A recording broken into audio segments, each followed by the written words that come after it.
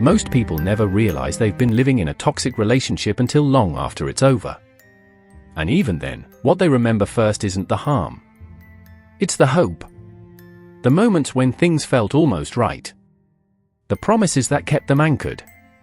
The belief that if they just loved harder, communicated better, stayed a little longer, it would finally change. But psychologically, that hope wasn't hope at all. It was a survival mechanism. The mind doesn't abandon connection easily, especially when attachment is already formed. So it adapts. It softens the edges of reality. It convinces you that inconsistency is just complexity. That control is just care. That jealousy is just passion. And slowly, without you noticing, your nervous system begins to recalibrate around chaos.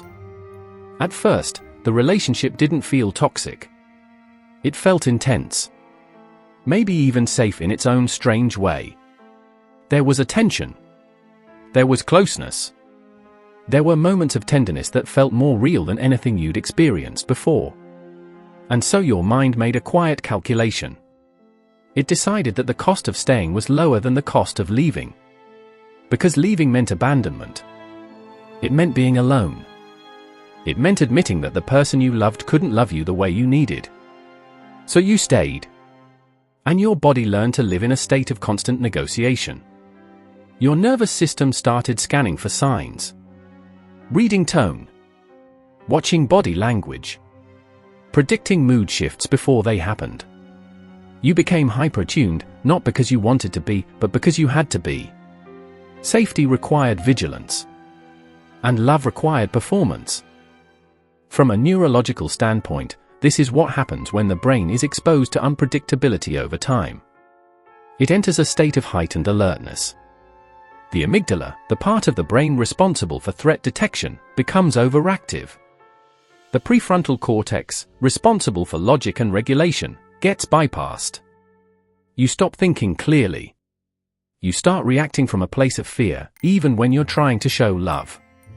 And the mind begins to internalize a very specific belief that your worth is conditional. That you must earn the right to be treated well. This is not weakness. This is adaptation. The mind is doing exactly what it was designed to do. It's trying to keep you alive. Trying to keep the relationship intact. Trying to hold on to the only source of connection it has, even if that connection is laced with harm. And so the patterns form. You learn to apologize for things that aren't your fault. You learn to silence your needs before they become inconvenient. You learn to manage someone else's emotions as if your survival depends on it. Because in that relationship, it does. You become smaller. Quieter. More accommodating. Not because you're weak, but because you're trying to minimize the damage. But the damage doesn't stay contained. It follows you. It shows up years later in relationships that are nothing like the toxic one. You find yourself bracing for impact even when there's no threat. You find yourself over-explaining, over-apologizing, over-functioning. You attract people who need you, but struggle to trust people who simply want you. Because your nervous system is still wired for inconsistency. It's still expecting the other shoe to drop. Psychologically, this is what attachment trauma does. It doesn't just live in memory. It lives in the body.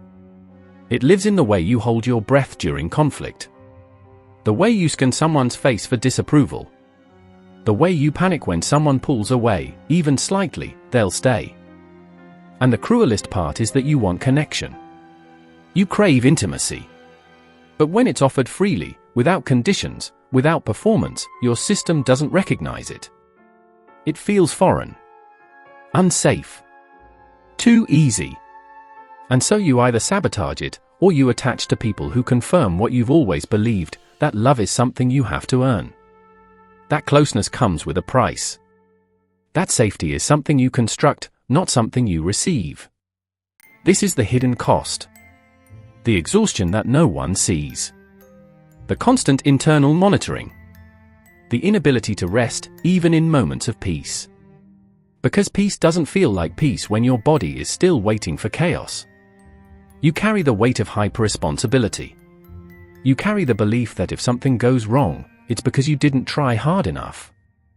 You carry the quiet, aching loneliness of being surrounded by people but never feeling truly safe with any of them. You become the container. The one who holds space for everyone else's emotions, but has no space held for your own. The one who fixes, soothes, adapts, endures. And over time, survival starts to look like personality. Strength starts to feel like a prison. And you forget that you were never supposed to carry this much alone. But here's what's important to understand. This adaptation, this conditioning, this rewiring of your nervous system, it wasn't a failure. It was intelligence. It was your mind doing everything it could to protect you in an environment where protection wasn't guaranteed. You didn't choose to become this way.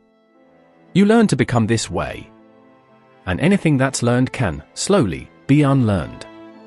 Healing doesn't happen in the mind first. It happens in the body. It happens when your nervous system is given enough repetition, enough safety, enough consistency, that it begins to believe something new is possible. It happens when you allow yourself to be supported without having to earn it. This is not about positive thinking. This is not about affirmations or willpower. This is about retraining a system that was built for survival and teaching it, slowly, that it's allowed to rest now. That connection doesn't have to hurt. That love doesn't require vigilance.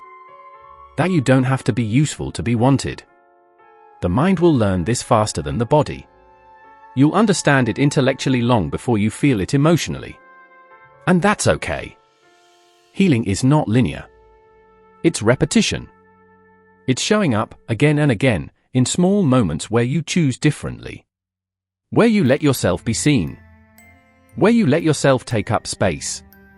Where you let yourself believe, just for a moment, that you are enough exactly as you are. Safety no longer has to be constructed. It no longer has to be performed. And one day, without realizing when it happened, you'll notice that your body has stopped bracing. That your chest has stopped tightening. That you've been breathing fully, without thinking about it. And in that quiet, unremarkable moment, it will finally be safe to exhale.